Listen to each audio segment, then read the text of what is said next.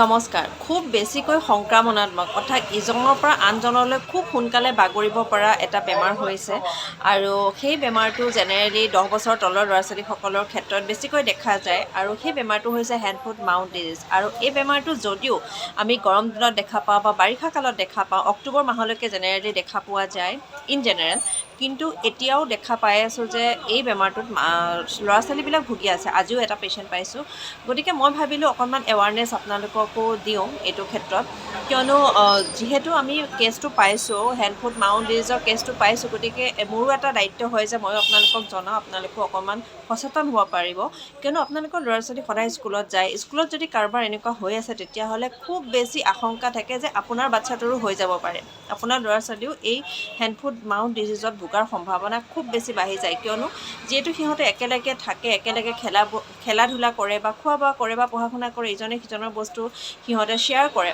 গতিকে সিহঁতে যদি সেইটো বেমাৰত কোনোবা এজন ছাত্ৰ ছাত্ৰী যদি ভুগি আছে, তেতিয়াহ'লে তাৰ পৰা অতি সহজে আনখিনি ল'ৰা ছোৱালীলৈ এই হেণ্ড ফুট মাউথ ডিজিজ বাগৰি যাব পাৰে। সেইকাৰণে আচলতে মই ভিডিঅ'টো আপোনালোকক আগবঢ়াই দিছোঁ আৰু পেৰেণ্টছসকলে খুব বেছি সাৱধান হ'ব, ল'ৰা ছোৱালীক শিকাব যে এনেকুৱা যদি দেখিছে তেতিয়াহ'লে তেওঁলোকে ঘৰত আহি যাতে কয়, যাতে তেওঁলোকে প্ৰিকশ্যনছ ল'ব পাৰে বা সাৱধানে থাকিব পাৰে আৰু কিছুমান প্ৰিকশ্যন আগতীয়াকৈ ল'ব লাগিব। সেইকাৰণে এই ভিডিঅ'টো কমপ্লিটলি চাব। হেণ্ড ফুট মাউথ ডিজিজ হ'ল এনেকুৱা এটা ডিজিজ যিটো আপুনি প্ৰথমে বসন্ত বুলি ভুল কৰিব পাৰে, কিয়নো বসন্তত যেনেকৈ ফিভাৰ ব্লিষ্টাৰ নহয় চৰি, যেতিয়াকৈ আমাৰ জোলা ফুটে, বসন্ত হ'লে যেনেকৈ জোলা ফুটে, ঠিক তেনেদৰে সৰু সৰু জোলা ফুটিবলৈ আৰম্ভ কৰে। একেই দেখাটো একেই লাগে, কিন্তু ডিফাৰেঞ্চিয়েল পইণ্টটো মানে আমি কোনখিনিত ইয়াক আমি পাৰ্থক্যটো ধৰিব পাৰিম সেইটো হৈছে হেণ্ড ফুট মাউথ ডিজিজ নামটোৱে ইয়াৰ পৰিচয়। হেণ্ড মানে হাতত হ'ব, হাতৰ তলুৱাত হ'ব, বেছিকৈ দুইখন তলুৱাত, ভৰি পতাত হ'ব আৰু লগতে মুখত হ'ব, মুখৰ ভিতৰত হ'ব বা মুখৰ বাহিৰত কেতিয়াবা দেখা পাব পাৰে। আৰু মুখৰ ভিতৰত জেনেৰেলি হয় খাবলৈ খুব অসুবিধা পায় শিশুটিয়ে, গিলিবলৈ অসুবিধা পায়, ক'ব যে মোৰ এইখিনিতে বিষাইছে, গিলোতে অসুবিধা পাব আৰু খুব খজুৱাব। বসন্ত হ'লে কি হয়, হোল বডিত হ'ব, মানে হোল বডিত বসন্ত হ'লে সেই ব্লিষ্টাৰবিলাক দেখা পোৱা যায়। কিন্তু হেণ্ড ফুট মাউথ ডিজিজত মুখত, হাতত আৰু ভৰিৰ তলুৱাত বিশেষকৈ বেছিকৈ দেখা পোৱা যায়। আপুনি হোল বডিত এটা দুটা দেখিব পাৰে কম, কিন্তু বসন্তৰ তুলনাত কম হ'ব। এইখিনিতে আপোনালোকে পাৰ্থক্যটো ধৰিব পাৰিব পাৰে আৰু যদি আপোনালোকৰ অসুবিধা পায় চিকিৎসকৰ পৰামৰ্শ ল'ব পাৰে। এই হেণ্ড ফুট মাউথ ডিজিজ আপোনালোকে কেনেকৈ চিনাক্ত কৰিব, এইকেইটাইতো মেইন আপোনাৰ চিমটমছ হ'লে, আৰু তাৰ লগে লগে এইখিনি আৰম্ভ হোৱাৰ এদিন বা দুদিন আগৰ পৰা জ্বৰ আহিব পাৰে আৰু জ্বৰৰ লগত গাৰ বিষ হ'ব পাৰে, মূৰ বিষাব পাৰে আৰু জ্বৰটো অলপ সময়ৰ মূৰত আকৌ আহিব পাৰে আৰু টেম্পাৰেচাৰ বেছি থাকিব পাৰে। গতিকে এইখিনি ক্ষেত্ৰত আপোনাৰ জ্বৰ আহিবই আৰু লগতে বসন্তৰ নিচিনা গোটেই চিমটমছখিনি আপুনি দেখা পাব, কিন্তু ডিফাৰেঞ্চটো আপুনি সেইখিনিতে গম পাব, যাতে হাতত, মুখত আৰু ভৰিত বেছিকৈ হয়। আৰু এইটো হোৱাৰ লগে লগে আপুনি শিশুটোক আইচলেট কৰিব লাগিব।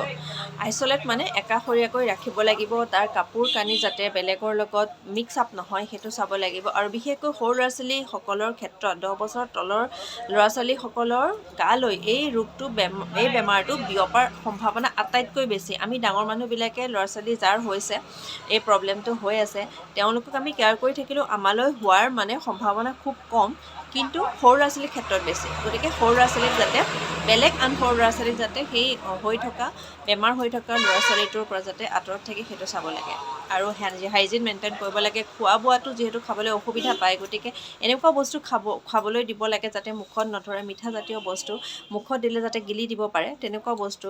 তাৰপিছতে হাইড্ৰেশ্যনটো মেইনটেইন কৰি ৰাখিবলৈ ফলৰ ৰস খাব পাৰে, তাৰপিছত গাখীৰ দিব পাৰে, পানী খুৱাব পাৰে আৰু অকণমান গাৰ্গল কৰিব ডেইলি, আৰু লগতে মেডিচিন।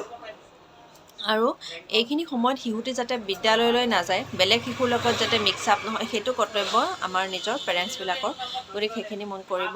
আৰু শিশুটিক লগতে আপোনালোকে চাফা চিকুণকৈ ৰখাটো মেইন কথা। বহুত ভালকৈ হাইজিন মেইনটেইন কৰি ৰাখিব। আপোনালোকে যোনে কেয়াৰ লৈছে সিও হাইজিন মেইনটেইন কৰি ৰাখিব, শিশুটিক আছুতীয়াকৈ ৰাখিব, এনেকুৱা এটা কোঠাত ৰাখিব যাতে ভালদৰে পোহৰ ৰ'দ চলাচল কৰে।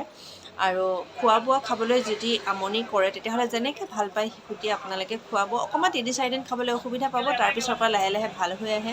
আৰু এই বেমাৰটো ভাল হ'বলৈ 7 পৰা 10 দিনমান সময় লাগে। এই বেমাৰটোৰ কাৰণে হোমিঅ'পেথিক ভাল মেডিচিন আছে, যিখিনি আমি প্ৰিভেণ্টেশ্যনৰ কাৰণেও দিওঁ, আৰু যদি কাৰোবাৰ হৈছে হেণ্ড ফুট মাউথ ডিজিজ সেইকাৰণে দিওঁ। গতিকে যদি আপোনালোকে হোমিঅ'পেথিক ট্ৰিটমেণ্ট বিচাৰে তেতিয়াহ'লে আমাৰ ওচৰত আহিব পাৰে। মই ঠিকনাটো স্ক্ৰীণত দি দিম। আৰু এই হেণ্ড ফুট মাউথ ডিজিজ যদি আপোনালোকৰ কাৰোবাৰ হৈছে, মই স্ক্ৰীণত ফটোকেইখনো লগাই দিম। যদি হৈছে চিনাক্ত কৰিব, চিনাক্ত কৰি আপোনাৰ শিশুটিক ভালদৰে কেয়াৰ ল'ব, লগতে আপোনাৰ শিশুটি যাতে আনৰ লগত মিক্স আপ নহয় সেই দায়িত্বটো আপুনি নিজেই লৈ ল'ব। আশা কৰোঁ ভিডিঅ'টো আপোনালোকৰ কাৰণে ইউজফুল হ'ব। আজিলৈ আহিছোঁ। থেংক ইউ ফৰ ৱাচিং।